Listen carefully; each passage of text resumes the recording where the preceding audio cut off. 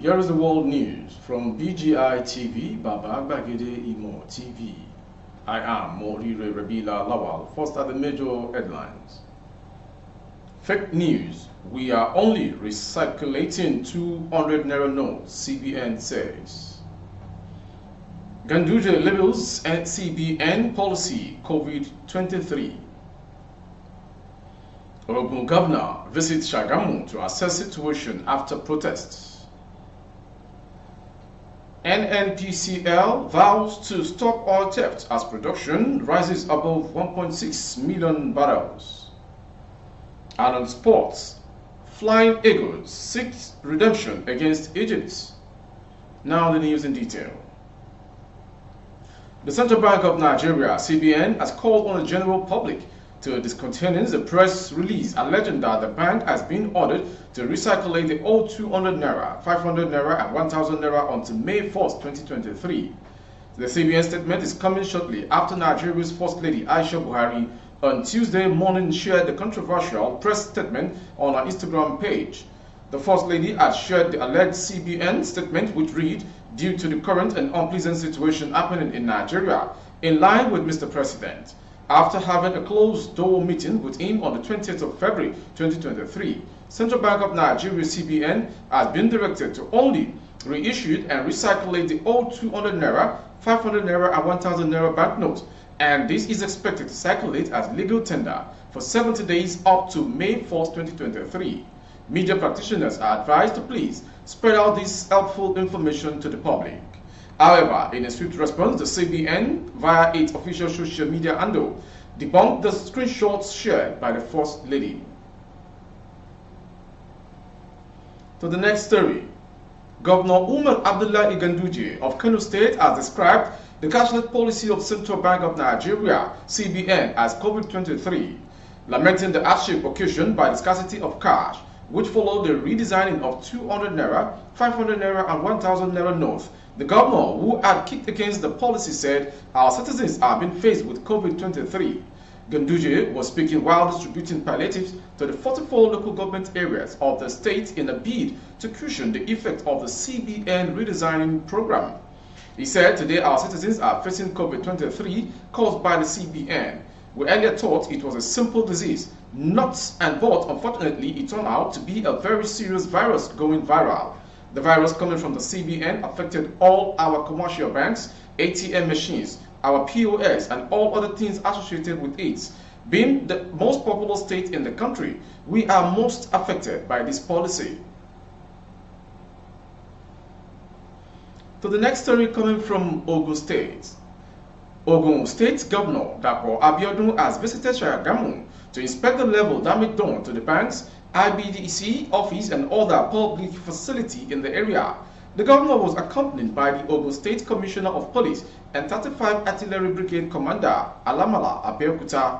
The governor also visited the Akaribo and paramount ruler of Remoland, Oba Babatunde Ajayi, who was joined by other monarchs in Shagamu area. More than 30 suspects have been arrested so far. The governor had earlier described the Shagamu protest as a politically motivated violent protest where innocent people were attacked while banks and public infrastructures were destroyed and razed. Normalcy has been restored in some parts of Shagamu as the Commissioner of Police, Frank Mba, is leading police team with the support of the military team to tackle the situation. The protest over the scarcity of new Naira notes as Shagamu area of Ogun State has led to the vandalization of banks, local government offices, IBDEC office and other public infrastructure in the area. A short video.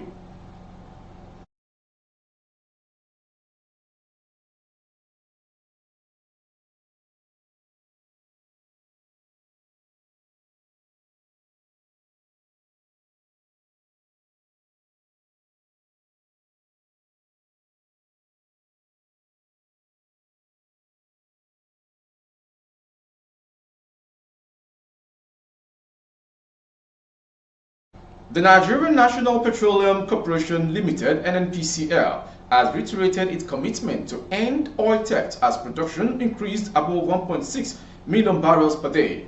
NNPCL re-echoed its resolve at an event on Tuesday chaired by the Vice President of Nigeria, Professor Yemi Osinbajo. The VP and stakeholders in the Nigerian oil and gas industry discussed ways to solve the challenges facing the Nigeria oil company sector.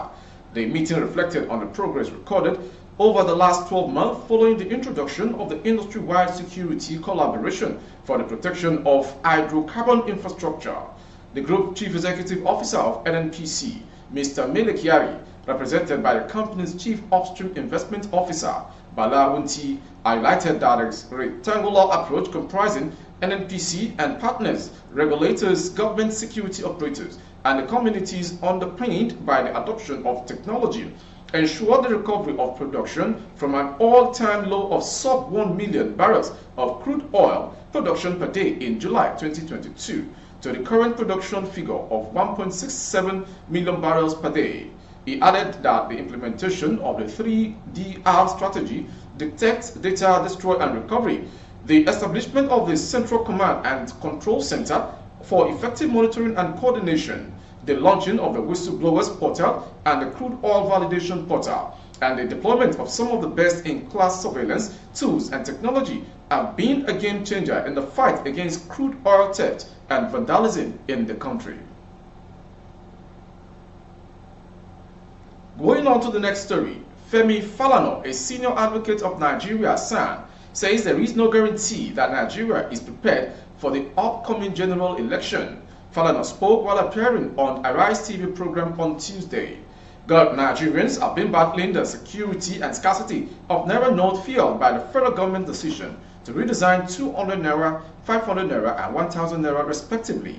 The hardship from the cash crunch, coupled with petrol scarcity, has ignited nationwide protests in the last few weeks. Concerns have been raised about how the situation may affect the conduct of the presidential and governorship elections on February 25th and March 11th, respectively.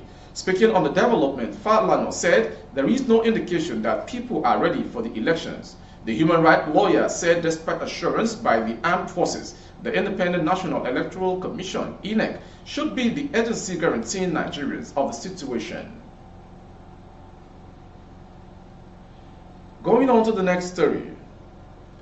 The Director General of the Labour Party Presidential Campaign Council, Amotekun, has said that the hand of one of the party's supporters was amputated after the fellow was attacked around the Tafawa Balewa Square, TBS, in Lagos on February 11, 2023.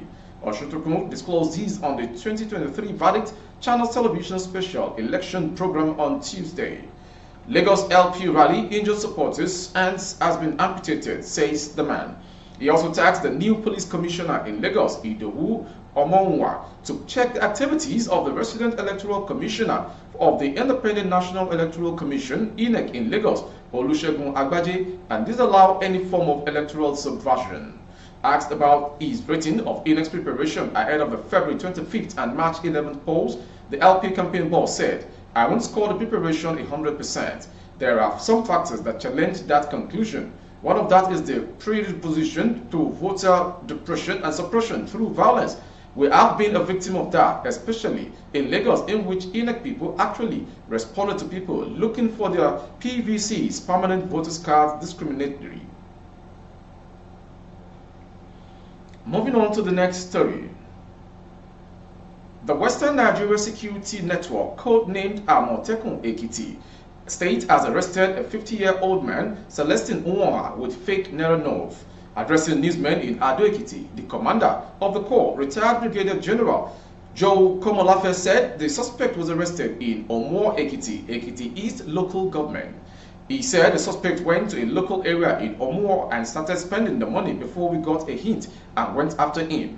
He said he specializes in buying Kola and bitter Kola, saying he was also paid with the cash in Lagos. On interrogation, he confessed to the crime and said he was just given 250,000 Naira from a factory in Lagos, but only 100,000 Naira was found with him as he had spent some.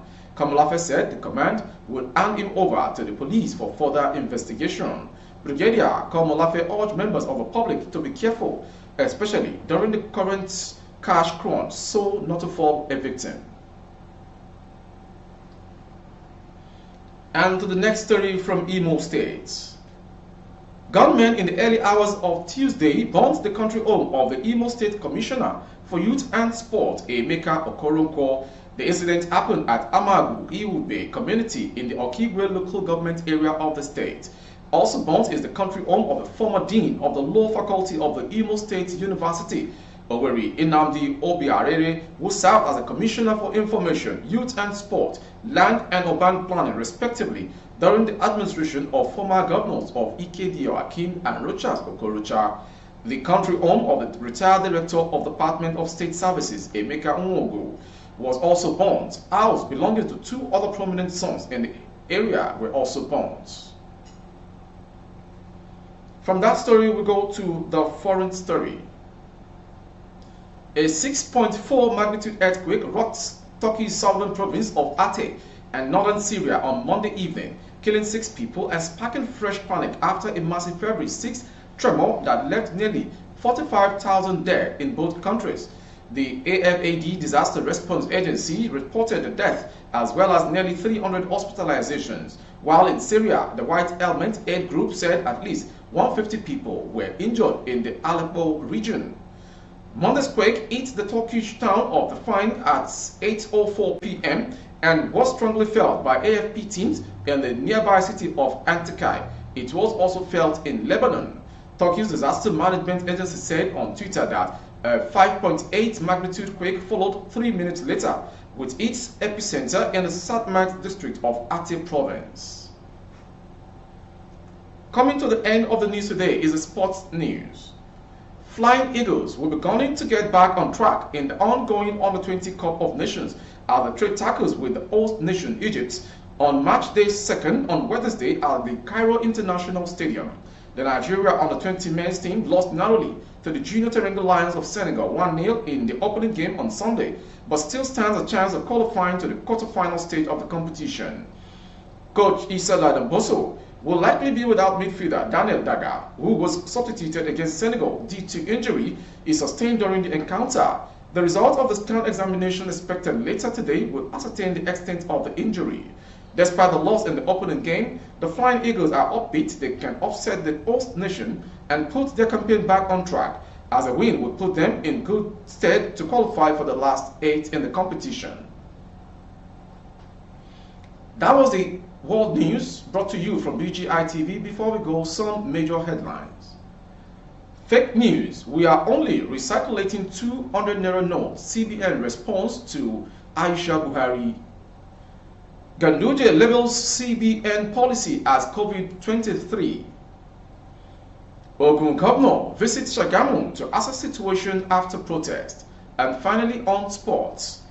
Flying Eagles seeks redemption against host nation Egypt in the undergoing CAF Championship of Under-20 in Egypt. For more updates on YouTube, our handle is Babagagede Imo TV. Kindly subscribe and click on the notification bell, select option all to access our broadcast.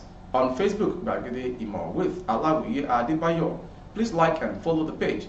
On Instagram, Bagede Imo _22. For advert placement of your goods and services, coverage of events and functions, please dial the phone number streaming on your screen for advert placements only. To make Nigeria a better place, make sure your PVC stands a vote on Saturday. My name is Morire Rebila Lawa. Good evening. Oh, na, na, na. If you want to know what's going on in city, or you want to listen to the latest news and gist, no stress, oh, just tune to BGI TV. BGI TV, you're one in a million.